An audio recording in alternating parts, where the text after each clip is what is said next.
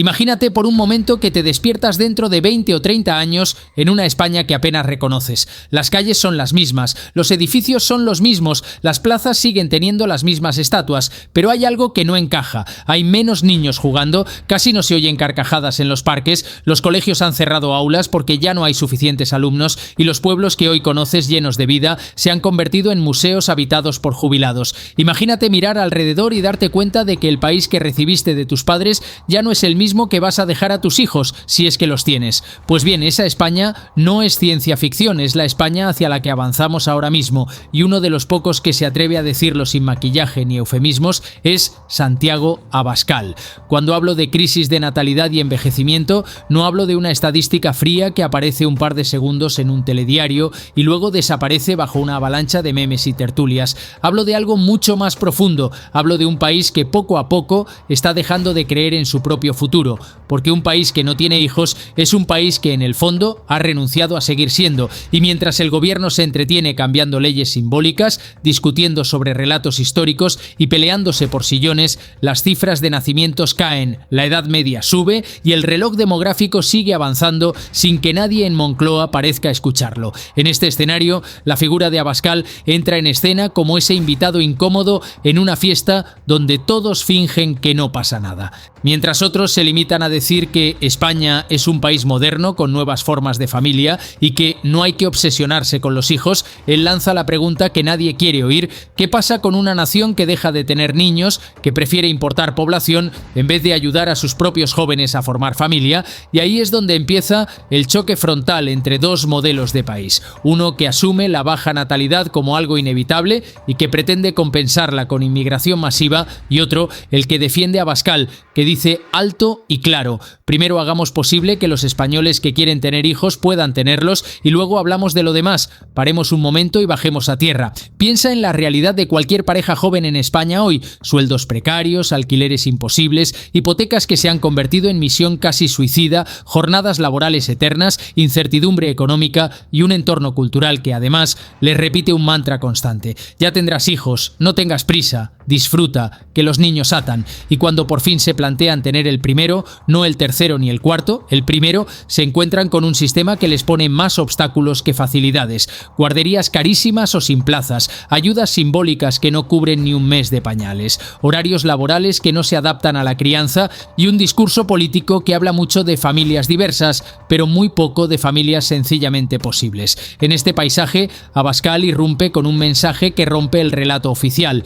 Mientras el gobierno vende como solución mágica la idea de que la inmigración es la respuesta al envejecimiento, él pregunta algo tan básico como incómodo: ¿por qué en vez de invertir tanto en gestionar flujos migratorios, no invertimos de una vez en que los españoles puedan tener los hijos que desean y no pueden permitirse? ¿Por qué se celebran récords de llegada de población extranjera mientras se silencian los récords de mínimos históricos en nacimientos? Y sobre todo, ¿qué clase de país normaliza la idea de que sus hijos serán minoría en su propia tierra dentro de unas décadas sin siquiera abrir un debate serio? El contraste entre los discursos se vuelve especialmente evidente cuando se miran las prioridades. Para el gobierno, la palabra clave es diversidad. Para Abascal, la palabra clave es continuidad. Continuidad de un proyecto nacional, de una cultura, de una lengua, de unas costumbres. No desde el odio a nadie, sino desde el amor a algo, a la España que hemos recibido con sus defectos y sus virtudes, pero que merece tener un futuro que no dependa exclusivamente de decisiones tomadas en despachos de Bruselas o de los planes de las ONGs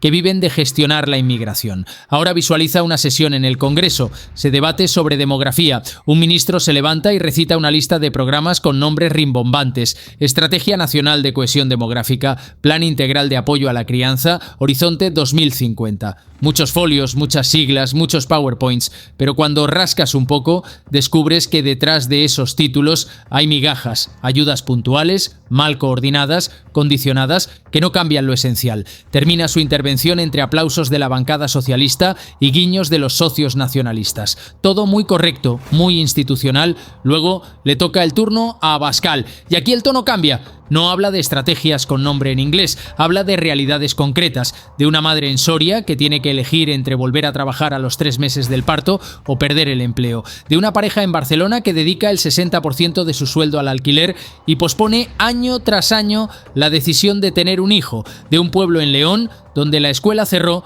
porque ya no había suficientes niños para llenar ni una clase. Mientras unos se escudan en grandes planes, él baja al barro. Y ahí, cuando dice que sin familias fuertes no hay nación posible, los de siempre se llevan las manos a la cabeza, pero fuera del hemiciclo hay abuelos, padres y jóvenes que sienten que por una vez alguien está poniendo en palabras lo que ellos llevan tiempo pensando. Uno de los puntos más polémicos del discurso de Abascal sobre la natalidad es su defensa abierta de la familia tradicional, en un tiempo en el que cualquier mención a la palabra tradicional es recibida con acusaciones de antigüedad, machismo o vete tú a saber qué más. Él se atreve a decir que una sociedad que desprecia la maternidad, que ridiculiza a quien decide tener 3 o 4 hijos, que presenta la vida familiar como un lastre en lugar de como un proyecto, es una sociedad que cava su propia tumba. Y aquí la bronca está servida, porque mientras los partidos de izquierda elevan a categoría de dogma el modelo de individuo autosuficiente sin raíces, sin compromiso a largo plazo,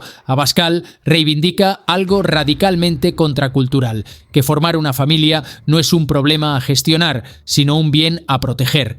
Pero que nadie se confunda. Cuando desde ciertos sectores se intenta reducir este discurso a moralina conservadora, se está haciendo trampa, porque detrás de cada declaración sobre natalidad hay una realidad económica que no se puede obviar. No se trata solo de valores, se trata de números, de cuánto cuesta un hijo en España, de cómo afectan los impuestos al salario de quien sostiene a una familia, de por qué hay más incentivos para no asumir responsabilidades a largo plazo que para hacerlo. Y aquí Abascal va directo al núcleo del asunto. Si de verdad queremos más niños, no basta con campañas emotivas, hay que cambiar las reglas del juego, menos impuestos para las familias numerosas, más apoyo real a la maternidad, vivienda accesible para jóvenes, horarios laborales compatibles con la vida familiar y sobre todo, prioridad absoluta para los españoles a la hora de recibir esas ayudas. Ahí es donde el discurso se vuelve incómodo para el gobierno, porque mientras se destinan recursos a políticas identitarias, a estructuras ideológicas, a observatorios y chiringuitos que viven de dividir a la sociedad en colectivos,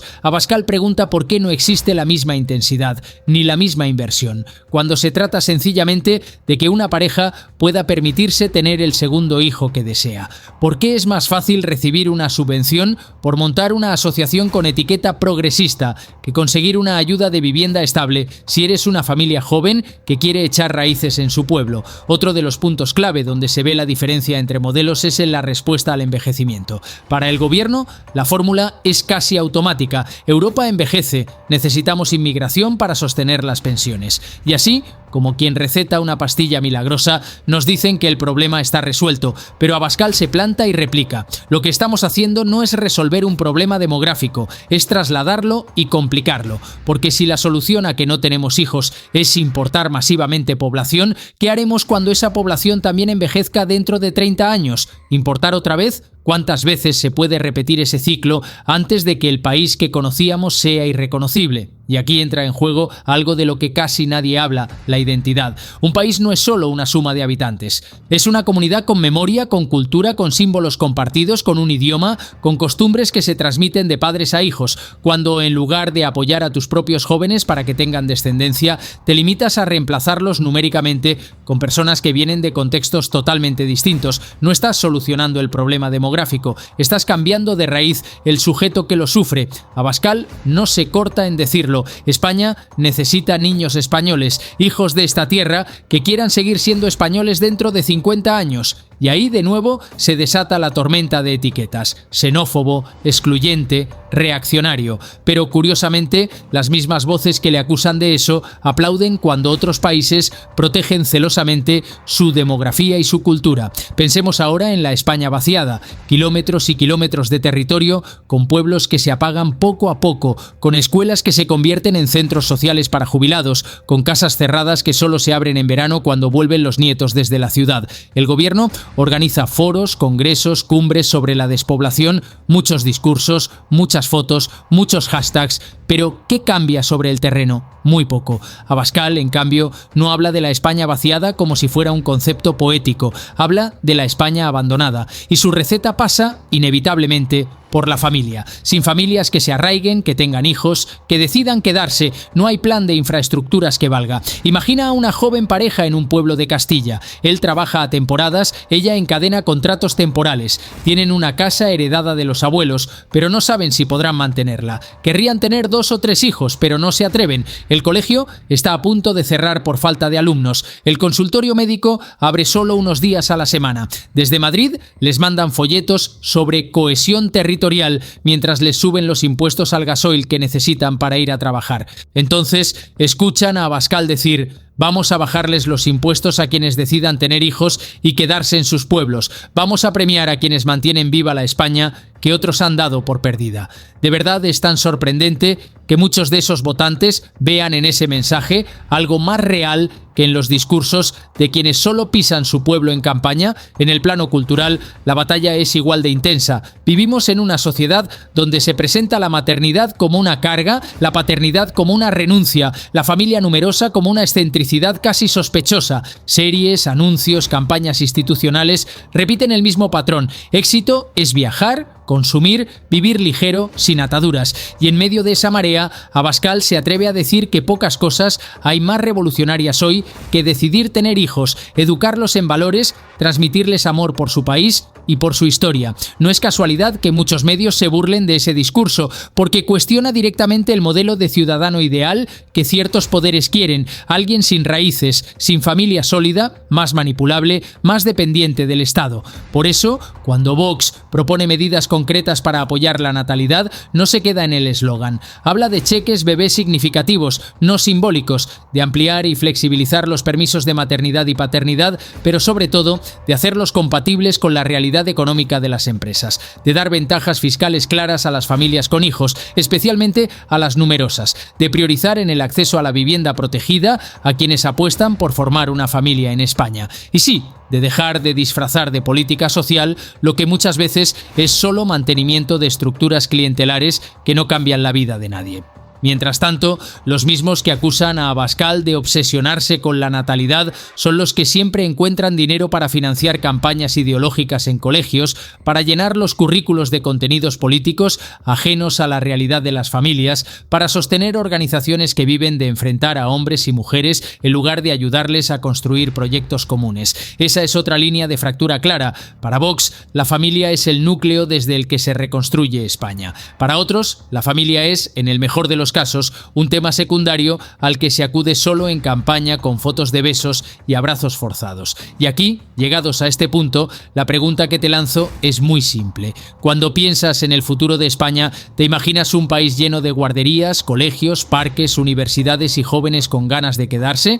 ¿O un país de residencias, hospitales colapsados por la edad avanzada, pensiones insostenibles y barrios envejecidos donde el único ruido viene de la televisión encendida? Porque eso es lo que está en juego cuando hablamos de crisis de natalidad y envejecimiento. No es una cuestión técnica, es una elección de modelo de vida. En esa elección, Abascal ha decidido situarse claramente en el lado de quienes quieren una España con niños, con familias, con continuidad. No se esconde, no suaviza el mensaje para gustar en platós donde le miran por encima del hombro. Habla de patria, de futuro, de deber hacia las generaciones que vendrán. Y aunque muchos se rían, aunque otros intenten caricaturizarle como un nostálgico del pasado, lo cierto es que su discurso mira mucho más lejos que el de quienes solo piensan en la próxima encuesta del CIS. Y hay un último ángulo del que casi nadie habla cuando se discute sobre natalidad, pero que lo atraviesa todo: la esperanza. Un país que no tiene hijos es, en el fondo, un país que ha perdido la fe en sí mismo, un país que ya no cree que merezca la pena traer vida nueva al mundo bajo su bandera.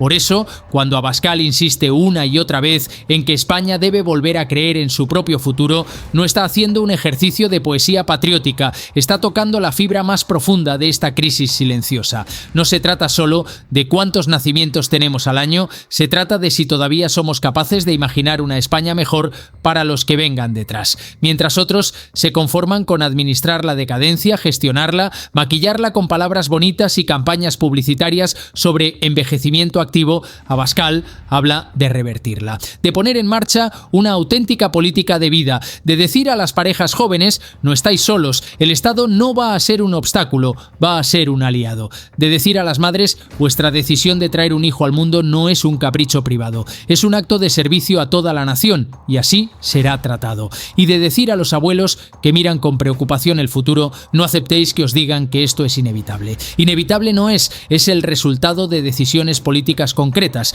Habrá quien piense que todo esto suena demasiado ambicioso para un país acostumbrado a pensar en clave de corto plazo, pero precisamente por eso el discurso de Abascal descoloca tanto, porque en medio de una política convertida en espectáculo diario, él introduce una dimensión que no cabe en un tuit ni en un corte de 30 segundos, la responsabilidad hacia las generaciones que aún no han nacido. Y eso, aunque a muchos les incomode reconocerlo, es lo que diferencia a un mero gestor de un verdadero líder. Un gestor acepta la curva descendente de la natalidad y busca parches. Un líder mira esa curva y se pregunta qué hace falta cambiar, cuánto hace falta incomodar, a quién hace falta desafiar para que vuelva a subir. Al final, cuando apagas la televisión y te quedas a solas con tus propios pensamientos, la pregunta no es qué te parece Abascal como personaje mediático, como figura polémica o como protagonista de tertulias. La pregunta es mucho más simple y mucho más incómoda.